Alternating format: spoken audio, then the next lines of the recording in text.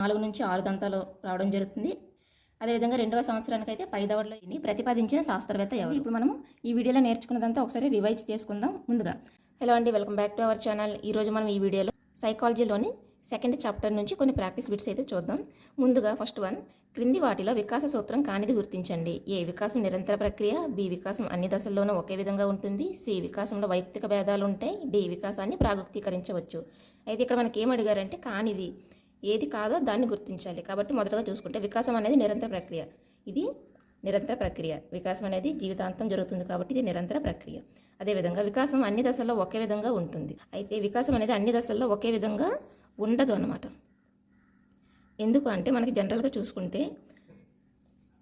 బాల్య దశతో పోల్చుకుంటే, బాల్యంలో పోల్చుకుంటే మనకి ఉంటుంది. దీంట్లో శైశవంలో వేగం ఎక్కువ ఉంటుంది, బాల్యంలో తక్కువగా ఉంటుంది. ఓకేనా? సేమ్ ఉండదు, అంటే అన్ని దశల్లో ఒకేలా ఉండదు అనమాట. ఒక్కో దశలో ఒక్కో విధంగా ఉంటుంది. ఒక దాంట్లో స్పీడ్గా ఉంటుంది, ఒక దాంట్లో స్లోగా ఉంటుంది వికాసం అనేది. కాబట్టి కానిది ఏది అంటే ఆన్సర్ బి, వికాసం అన్ని దశల్లో ఒకే విధంగా ఉంటుంది. ఎందుకంటే ఇది ఉండదు కాబట్టి ఇదే ఆన్సర్. నెక్స్ట్ సెకండ్ వన్, క్రింది వాటిలో సరైన వికాస సూత్రాన్ని గుర్తించండి. ఏ, వికాసం అసంచితమైనది. బి, వికాసం నిర్దిష్ట దిశ నుంచి సాధారణ దిశగా సాగుతుంది. సి, వికాసం ఒక ఖచ్చితమైన నమూనాను పాటించదు. డి, వికాసం సాధారణ దిశ నుంచి నిర్దిష్ట దిశగా సాగుతుంది. పైన మనకి కానిది అడిగాడు కదా, ఇక్కడ మనకి సరైనది అడుగుతున్నారనమాట. ఇందులో సరైనది ఏది అంటే ఇక్కడ చూసుకోవాలి. వికాసం అనేది సంచితమైనది. ఓకేనా? అసంచితం కాదు, సంచితమైనది. నెక్స్ట్, వికాసం నిర్దిష్ట దిశ నుంచి సాధారణ దిశగా సాగుతుంది అన్నాడు. కానీ వికాసం అనేది సాధారణ నుంచి నిర్దిష్టకు వెళ్తుంది. కాబట్టి ఈ ఆప్షన్ కూడా సరైనది కాదు. అదేవిధంగా వికాసం ఒక ఖచ్చితమైన నమూనాని పాటించదు. అయితే వికాసం అనేది ఒక ఖచ్చితమైన నమూనాని పాటిస్తుంది. ఓకేనా? మనకు సూత్రంలో పాటిస్తుంది అని ఉంటుంది. నెక్స్ట్, వికాసం సాధారణ దిశ నుంచి నిర్దిష్ట దిశగా సాగుతుంది. ఇది correct answer. So option D. మూడవది, పిల్లవాడిలో ఆత్మభావన ఈ దశ అంతానికి ప్రారంభమవుతుంది. ఇక్కడ క్వశ్చన్ సరి చూడండి. పిల్లవాడిలో ఆత్మభావన ఈ దశ అంతానికి ప్రారంభమవుతుంది. ఆప్షన్స్ ఏ, పూర్వ బాల్య దశ. బి, ఉత్తర బాల్య దశ. సి, శైశవ దశ. డి, పూర్వ కౌమార దశ. ఇక్కడ మనకి ఆత్మభావన ఈ దశ అంతానికి అంటే ఆన్సర్ ఏమవుతుంది అంటే పూర్వ బాల్య దశ. ఓకేనా?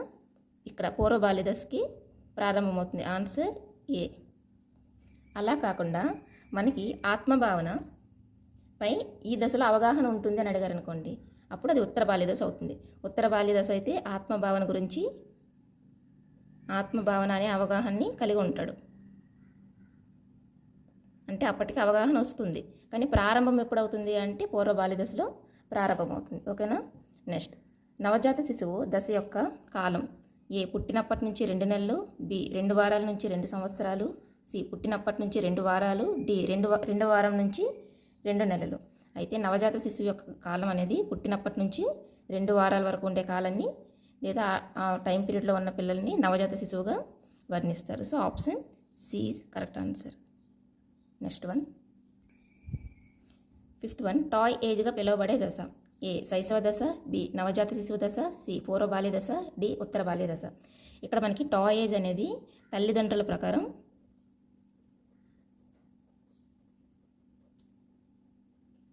టాయ్ ఏజ్గా పిలువబడే దశ ఏది అంటే పూర్వ బాల్య దశ. ఓకేనా? ఈ పూర్వ బాల్య దశలో మనకేంటి వీళ్ళ ఏజ్ అనేది సంవత్సరాల నుంచి 5 సంవత్సరాలు లేదా 6 సంవత్సరాల వరకు ఉంటుంది. ఓకేనా? ఈ టైం పీరియడ్లో వీళ్ళు ఎక్కువగా బొమ్మలతో ఆడుకోవడం జరుగుతుంది. ఓకేనా? బొమ్మలతో ఆడుకోవడం జరుగుతుంది. కాబట్టి ఈ దశని తల్లిదండ్రుల ప్రకారం టాయ్ ఏజ్గా పిలుస్తారు. ఓకేనా? ఆన్సర్ అనేది సి, ఆప్షన్ సి. టాయ్ ఏజ్గా పిలువబడే దశ ఏది అంటే పూర్వ బాల్య దశ. నెక్స్ట్ వన్, ప్లే ఏజ్గా పిలువబడే దశ. సేమ్ ఇది టాయ్ ఏజ్ అయితే పూర్వ బాల్య దశ. అదేవిధంగా ప్లే ఏజ్గా పిలువబడే దశ. ఏ, శైశవ దశ. బి, పూర్వ బాల్య దశ. సి, నవజాత శిశువు దశ. డి, ఉత్తర బాల్య దశ. అంటే ఇక్కడ ఎక్కువగా బయట ఆడుకోవడానికి ప్రయారిటీ అనేది ఎక్కువగా పిల్లలు ఇస్తారనమాట. ఏ ఏజ్లో అంటే ఉత్తర బాల్య దశలో. Option D. ఓకేనా? సి, వీళ్ళ ఏజ్ అనేది ఇక్కడ మనకి ఎండింగ్ ఉంటుంది కదా, ఇక్కడ 5 నుంచి ఇక్కడ 6 సంవత్సరాల నుంచి 10 లేదా 12 సంవత్సరాల వరకు ఈ యొక్క దశ యొక్క కాలం అన్నమాట. ఓకేనా? టాయ్ ఏజ్ అయితే పూర్వ బాల్య దశ, ప్లే ఏజ్ అయితే ఉత్తర బాల్య దశ. ఈ రెండు అనేవి తల్లిదండ్రుల ప్రకారం, అంటే తల్లిదండ్రుల అభిప్రాయం ప్రకారం టాయ్ ఏజ్ అని పూర్వ బాల్య దశని, ప్లే ఏజ్ అని ఉత్తర బాల్య దశని చెప్తారు. నెక్స్ట్ వన్, 7th వన్, ఏ వయస్సులో శిశువు సంప్రదాయ ఇంగితాలను ఉపయోగిస్తాడు? ఆప్షన్ ఏ 6 నెలల నుంచి 12 నెలలు, బి 9 నెలల నుంచి 12 నెలలు, సి సంవత్సరం నుంచి 18 నెలల వరకు, డి 12 నెలల నుంచి 16 నెలల వరకు. ఇంగితాలు అంటే సైగలు అనమాట. ఓకేనా? ఈ సైగల్ని సాధారణంగా శిశువు అనేవాడు 9 నెలల నుంచి 12 నెలల మధ్యలో ఎక్కువగా ఉపయోగించడం ప్రారంభమవుతుంది. కాబట్టి ఆన్సర్ అనేది బి 9 నెలల నుంచి 12 నెలలు. నెక్స్ట్ వన్, భాషా వికాసానికి సంబంధించి క్రింది వాటిలో సరైన వాక్యాన్ని గుర్తించండి. ఏ భాషా వికాసం పిల్లలందరిలో ఒకే వేగంతో జరుగుతుంది, బి ఆడపిల్లల్లో కంటే మగపిల్లల్లో భాషా వికాసం ముందుగా జరుగుతుంది, సి మగపిల్లల్లో కంటే ఆడపిల్లల్లో భాషా వికాసం ముందుగా జరుగుతుంది, డి పైవేవి కాదు. మనకేంటి అడుగుతూ సరైన వాక్యాన్ని గుర్తించండి అని అడుగుతున్నారు. ఏ భాషా వికాసం పిల్లలందరిలో ఒకే విధంగా జరుగుతుంది అంటే ఒకే విధంగా జరగదు. ఎందుకు? కొంతమంది పిల్లలకి త్వరగా మాటలు వస్తాయి, ఇంకొంతమంది పిల్లలకి కొంచెం ఆలస్యంగా మాటలు అనేవి రావడం జరుగుతుంది. అదేవిధంగా ఆడపిల్లల్లో కంటే మగపిల్లల్లో భాషా వికాసం ముందుగా జరుగుతుంది అంటే ఇది కూడా కాదు.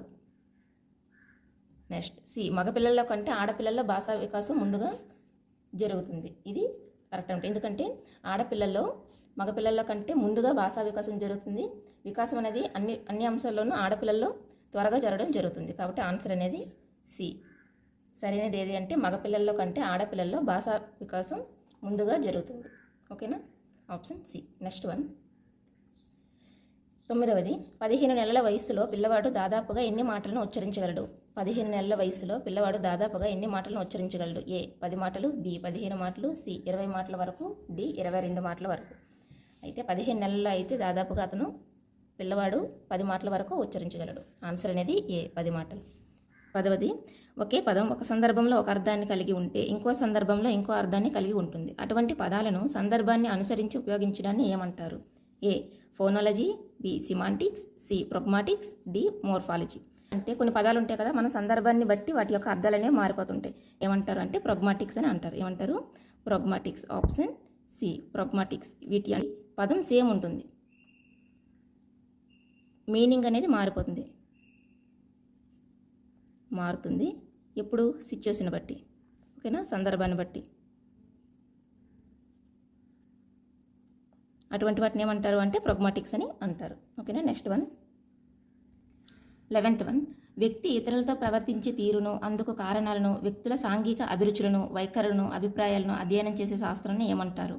ఏ సామాన్య మనోవిజ్ఞాన శాస్త్రం, బి సాంఘిక మనోవిజ్ఞాన శాస్త్రం, సి ప్రయోగ మనోవిజ్ఞాన శాస్త్రం, డి వికాసాత్మక మనోవిజ్ఞాన శాస్త్రం. ఇవన్నీ అనేవి మనోవిజ్ఞాన శాస్త్రంలో విభాగాలు అనమాట. ఇందులో సాంఘిక అభిరుచులు అంటే మనం ముందుగా గుర్తుపెట్టుకున్నది సాంఘిక మనోవిజ్ఞాన శాస్త్రం. ఇందులో సాంఘిక అభిరుచులని, వైఖరులు, అభిప్రాయాలు వీటన్నిటిని అధ్యయనం చేస్తారు. ఇటువంటి శాస్త్రాన్ని ఏమంటారు లేదా ఈ విభాగాన్ని ఏమంటారు అంటే బి సాంఘిక మనోవిజ్ఞాన శాస్త్రం అని అంటారు.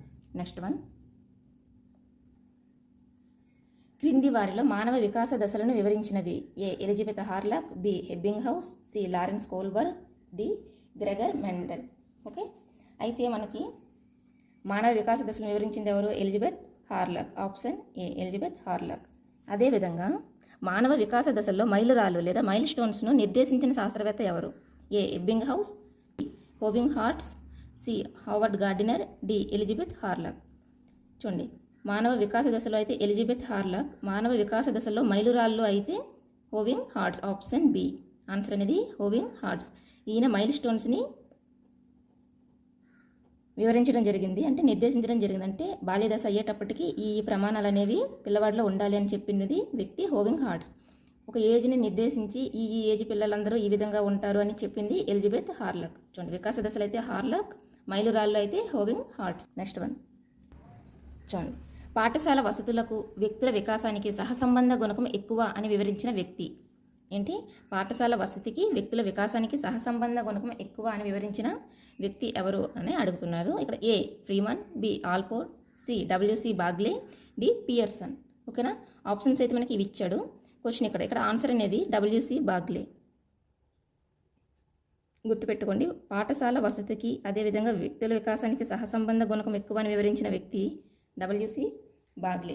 ఈయన వీటన్నిటిని గురించి దేంట్లో తెలిపాడు అంటే ఎడ్యుకేషనల్ డిటర్మినిజం. ఇది డబ్ల్యూసి బాగ్లే తన ఎడ్యుకేషనల్ డిటర్మినిజంలో పాఠశాల వసతులు వ్యక్తుల వికాసానికి సహసంబంధ గుణకం ఎక్కువ అని వివరించారు.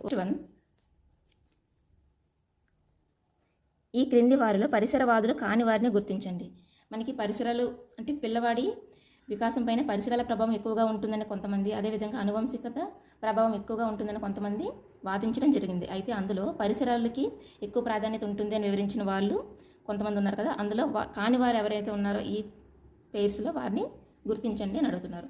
ఏ W C Bagley and Freeman, B Galton and Pearson, C Watson and Gordon, D J B Watson and McDougall. అయితే ఇక్కడ ఆన్సర్ అనేది గాల్టన్ మరియు పియర్సన్. 17 అనువంశికతకు ప్రజ్ఞకు మధ్య సహసంబంధాన్ని శాస్త్రీయంగా మొదట అధ్యయనం చేసిన శాస్త్రవేత్త ఎవరు? A Allport, B Watson, C Freeman, D Galton. ఏంటి? అనువంశికతకు మరియు ప్రజ్ఞకు మధ్య సహసంబంధాన్ని శాస్త్రీయంగా మొట్టమొదట అధ్యయనం చేసిన శాస్త్రవేత్త ఎవరు? ఈయన చేసిన తర్వాత మిగతా వాళ్ళందరూ కూడా దాని గురించి అభిప్రాయాలను వివరించడం జరిగింది. మొదటి వ్యక్తి ఎవరు అంటే గాల్టన్. ఈయన యొక్క పరిశోధనలన్నీ ఇతని గ్రంథమైన హెరిడిటరీ జీనియస్లో వివరించడం జరిగింది. Hereditary genius. ఈ తల్లిదండ్రుల అభిప్రాయం ప్రకారం సోమరి వయస్సు మరియు జగడగొడ్లు వయస్సుగా పిలువబడే దశ. ఏ పూర్వ బాల్య దశ, బి ఉత్తర బాల్య దశ, సి పూర్వ కౌమార దశ, డి ఉత్తర కౌమార దశ. ఆప్షన్ అనేది బి ఉత్తర బాల్య దశ. దీన్నే ముఠా దశగా అని కూడా పిలుస్తారు శాస్త్రవేత్తల ప్రకారం అయితే. ముఠా దశ. Next 19th one. సాధారణంగా మొదటి పన్ను ఏ వయస్సులో వస్తుంది? ఆప్షన్ ఏ 6 నెలల్లోపు, ఆప్షన్ బి 6 నుంచి 8 నెలల మధ్య కాలంలో, సి సంవత్సరానికి, డి 2వ సంవత్సరానికి. ఇది మొదటి సంవత్సరానికి, డి 2వ సంవత్సరానికి. అయితే మొదటి పన్ను అనేది మనకి ఆప్షన్ బి 6 నుంచి 8 నెలల మధ్య కాలంలో రావడం జరుగుతుంది. అదేవిధంగా ఇక్కడ మనకి ఏంటి ఆప్షన్స్లో చూసుకున్నట్లయితే సంవత్సరానికి అయితే 4 నుంచి 6 దంతాలు అనేవి పిల్లల్లో ఏర్పడతాయి. ఓకేనా? అదేవిధంగా 2వ సంవత్సరానికి అయితే పై దవడలో 8, క్రింది దవడలో 8 దంతాలను చూడవచ్చు. ఓకేనా? మొదటి పన్ను అనేది 6 నుంచి 8 నెలల మధ్య కాలంలో మొదటి పన్ను లేదా దంతం. అదేవిధంగా సంవత్సరానికి 4 నుంచి 6 దంతాలు రావడం జరుగుతుంది. అదేవిధంగా 2వ సంవత్సరానికి అయితే పై దవడలో 8, క్రింది దవడలో 8, మొత్తం 16 అనేవి రావడం జరుగుతుంది. Next one. భయాన్ని 4 వర్గాలుగా విభజించిన శాస్త్రవేత్త. 20వది.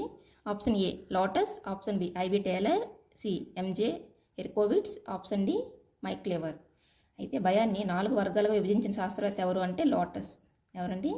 లోటస్. ఈయన ఏం చెప్పాడంటే భయం అనేది 4 రకాలుగా ఉంటుంది. కొంతమందికి వస్తువుల వల్ల భయం ఉంటుంది. చూడండి, కొంతమందికి కుక్కర్ వస్తువులు అంటే ఇంజెక్షన్ లేదా కుక్కర్, చాలా వరకు గ్యాస్ స్టవ్స్ గురించి కూడా ఈ జనరేషన్ వల్ల కాకుండా కొంచెం పాత జనరేషన్ వాళ్ళని అయితే వాళ్ళకి గ్యాస్ స్టవ్ వెలిగించాలన్న భయం అనమాట. ఓకేనా? వాళ్ళు గ్యాస్ స్టవ్కి, అదేవిధంగా కుక్కర్, ఇటువంటి వస్తువులకి చాలా భయపడడం జరుగుతుంది. అదేవిధంగా ఇంకా 2వ రకం 3వ రకం ఏంటుంటాయంటే కొంతమంది, ఇప్పుడు మనందరికీ తెలుసు, చాలామంది తుఫాన్లు కానీ భూకంపాలను కానీ ఇప్పటి వరకు ఎదుర్కొని ఉండరు. కానీ మిగతా వాళ్ళు చెప్పిన విషయాలను బట్టి వాళ్ళలో ఒక భయం అనేది ఏర్పడుతుంది. అదేవిధంగా దెయ్యాన్ని చాలామంది చూసి ఉండరు. కానీ చెప్పిన కథనాల వల్ల, ఎవరో ఒకరు చెప్పిన స్టోరీస్ వల్ల, మనం చూసే సినిమాల వల్ల మనకు దెయ్యం అంటే ఒక భయం అనేది ఏర్పడుతుంది. ఆ విధంగా అనమాట. ఇంకొకటి ఏంటంటే ఇప్పుడు ఏదైనా మనకి బాధాకరమైన సంఘటన వల్ల, ఇప్పుడు చూడండి, మనకి ఏదో ఒక జంతువు వల్ల కానీ వేరే ఏదైనా వస్తువు వల్ల కానీ మనకి ఏదైనా గాయం జరగడమో, ఏదైనా మనం బాధపడమో జరిగింది అంటే మనకు ఆటోమేటిక్గా ఆ అంశం పైన భయం అనేది ఏర్పడుతుంది. అలా అనమాట. ఇంకా చివరిది ఏంటి అంటే కొన్ని వయస్సుతో కొన్ని భయాలు పోతాయి అన్నమాట. ఓకేనా? చిన్నప్పుడు అందరికీ టపాసులన్నా దెయ్యాలన్నా కొంతమందికి భయం బాగా ఉండేది. అదే పెద్ద అయిన తర్వాత కొంతమందికి రియలైజ్ అవుతారికి దెయ్యాలు అనేవి ఏమీ ఉండవు. సో వీటిని భయపడాల్సిన అవసరం అనేది లేదు అని వాటి వయసు పాటు చిన్నప్పుడు భయపడే అంశాలనే పెద్ద అయినాక భయపడరు అనమాట. ఇలా 4 రకాలుగా భయాలు అనేవి ఉంటాయని వివరించింది ఎవరు అంటే లోటస్. ఎవరు? లోటస్. Next one. భాషాగ్రహణ సిద్ధాంతం లేదా లాంగ్వేజ్ అక్వైజేషన్ థియరీని ప్రతిపాదించిన శాస్త్రవేత్త ఎవరు? A Alfred Bandura, C B F Skinner, C Kohlberg, D Noam Chomsky. అయితే చూడండి, ఇక్కడ మనకి లాంగ్వేజ్ అక్వైజేషన్ లేదా గ్రహణ సిద్ధాంతం అని వచ్చిందంటే మీరు నోమ్ చోమ్స్కీ. ఆన్సర్ అనేది నోమ్ చామ్స్కీ. 22వ చూడండి, సాంఘిక సంజ్ఞానాత్మక అభ్యసన సిద్ధాంతం లేదా సోషల్ కాగ్నిటివ్ లెర్నింగ్ థియరీని ప్రతిపాదించిన మనోవిజ్ఞాన శాస్త్రవేత్త. A Kohlberg, B Alfred Bandura, C B F Skinner, D Noam Chomsky. ఓకేనా? అయితే ఇక్కడ సోషల్ కాగ్నిటివ్ డెవలప్మెంట్ అనేది సోషల్ కాగ్నిటివ్ లెర్నింగ్ థియరీ అనేది మనకి వివరించినది ఆల్ఫ్రెడ్ బండూరా. ఎవరు? Alfred Bandura. Language acquisition theory అయితే నోమ్ చామ్స్కీ. అదేవిధంగా social cognitive theory learning theory అయితే ఆల్ఫ్రెడ్ బండూరా. ఈ నోమ్ చామ్స్కీ మరియు ఆల్ఫ్రెడ్ బండూరా అదేవిధంగా బిఎఫ్ స్కిన్నర్ అనేవాళ్ళు వీళ్ళంతా కూడా భాషా సిద్ధాంతాన్ని గురించి ప్రతిపాదించిన వారు, వివరించిన వాళ్ళు. ముఖ్యులు ఎవరు అంటే వీళ్ళ ముగ్గురు. ఎవరు? Noam Chomsky, Alfred Bandura, B F Skinner. Next one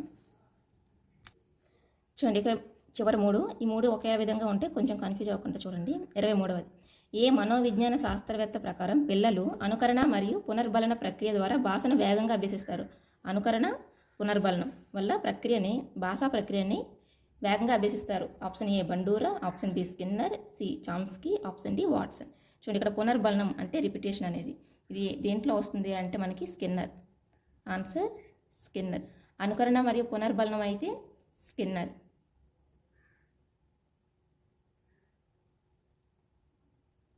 ఓకేనా? నెక్స్ట్ వన్ పిల్లలు భాషను నేర్చుకోవడానికి అనువైన అంతర్గత సహజ సామర్థ్యంతో జన్మిస్తారని వివరించిన శాస్త్రవేత్త? A Skinner, B Chomsky, C Alfred Binet, D Bandura. చూడండి, అంతర్గత సహజ సామర్థ్యాలు అంటే మనకు ఆన్సర్ అనేది చామ్స్కీ. 25వ వన్ చూడండి, శిశువు తల్లిదండ్రులను, పెద్దలను వారు మాట్లాడే భాషా తీరును పరిశీలించడం మరియు అనుకరించడం ద్వారా భాషా వికాసం జరుగును అని వివరించిన శాస్త్రవేత్త ఎవరు? ఆప్షన్స్ చూడండి, A Bartlett, B Skinner, C Bandura, D Vygotsky. చూడండి, ఇక్కడ తీరును పరిశీలించడం, అనుకరించడం అయితే మనకి ఇక్కడ అవుతుంది ఆన్సర్ అనేది బండూరా. ఎవరు? బండూరా. ఓకే, చివరిగా ఒకసారి మనం ఈ వీడియో అంతా రివైజ్ చేసుకుందాం ఒకసారి. ముందుగా భాషా వికాసంలో వేగంగా జరగడానికి పిల్లలు అనుకరణ మరియు పునర్బలనాన్ని ఉపయోగిస్తారని చెప్పినదైతే స్కిన్నర్. అదేవిధంగా భాషను నేర్చుకోవడానికి పిల్లలు అంతర్గత సహజ సామర్థ్యం కలిగి ఉంటారని చెప్పింది చామ్స్కీ. పిల్లలు భాషని పరిశీలించి అనుకరించడం ద్వారా నేర్చుకోవడం జరుగుతుంది అని చెప్పింది బండూరా. అదేవిధంగా భాషా గ్రహణ సిద్ధాంతాన్ని వివరించింది నోమ్ చామ్స్కీ. సాంఘిక సంజ్ఞానాత్మక అభ్యసన సిద్ధాంతాన్ని వివరించింది బండూరా. భయాన్ని 4 రకాలుగా వర్గీకరించింది లోటస్. అదేవిధంగా మొదటి పన్ను అనేది 6 నుంచి 8 నెలల్లో వస్తుంది. మొదటి సంవత్సరంలో వచ్చే దంతాల సంఖ్య అనేది 4 నుంచి 6 దంతాలు. 2వ సంవత్సరంలో పై దవడలో 8, కింది దవడలో 8 దంతాలు అనేవి మనం చూడవచ్చును. నెక్స్ట్ అదేవిధంగా ఉత్తర బాల్య దశ, దీనికి పేర్లు సోమరి వయస్సు, జగడగొండ్ల దశ, అదేవిధంగా ప్లే ఏజ్. పూర్వ బాల్య దశ అయితే టాయ్ ఏజ్ మరియు ఆత్మభావన ప్రారంభమవుతుంది ఇందులో పూర్వ బాల్య దశలో. అదేవిధంగా వికాస దశల గురించి వివరించినది ఎలిజబెత్ హార్లాక్. ఆ వికాస దశల్లో మైలురాళ్లను నిర్దేశించింది ఎవరు అంటే హోవింగ్ ఆర్ట్స్. నెక్స్ట్ 14 హెరిడిటరీ జీనియస్ గ్రంథరచయిత గాల్టన్. అదేవిధంగా 15 నెలల్లో పిల్లవాడు మాట్లాడే మాటలేంటి అంటే 10 మాటల వరకు మాట్లాడతాడు. అదేవిధంగా ఇంగితాలను ప్రదర్శించే వయస్సు 9 నుంచి 12 నెలలు. నవజాత శిశువు యొక్క కాలం పుట్టినప్పటి నుంచి 2 వారాలు. పూర్వ బాల్య దశ అయితే 3 సంవత్సరాల నుంచి 5 లేదా 6 సంవత్సరాల వరకు. ఉత్తర బాల్య దశ అయితే 6 సంవత్సరాల నుంచి 10 లేదా 12 సంవత్సరాల వరకు. అదేవిధంగా కొన్ని వికాస సూత్రాలు. వికాసం నిరంతర ప్రక్రియ. వికాసం అన్ని దశల్లో ఒకే విధంగా ఉండదు. వికాసంలో వైయక్తిక భేదాలు ఉంటాయి. అదేవిధంగా వికాసాన్ని ప్రాగుక్తీకరించవచ్చు. వికాసం సంచితమైనది. నెక్స్ట్ వికాసం సాధారణ దిశ నుంచి నిర్దిష్ట దిశగా సాగుతుంది. అదేవిధంగా భాషా వికాసం అనేది మగపిల్లల్లో కంటే ఆడపిల్లల్లో ముందుగా జరుగుతుంది. చివరగా పరిసరవాదులు ఎవరు అంటే WC బాగ్లే, వాట్సన్, ఫ్రీమన్, అదేవిధంగా గోర్డన్. ఇది అండి మన వీడియో. నచ్చిన వాళ్ళైతే తప్పకుండా లైక్ చేసి ఛానల్ని సబ్స్క్రైబ్ చేసుకోండి. అదేవిధంగా వీడియోని మీ ఫ్రెండ్స్తో షేర్ చేయండి. Thank you for watching.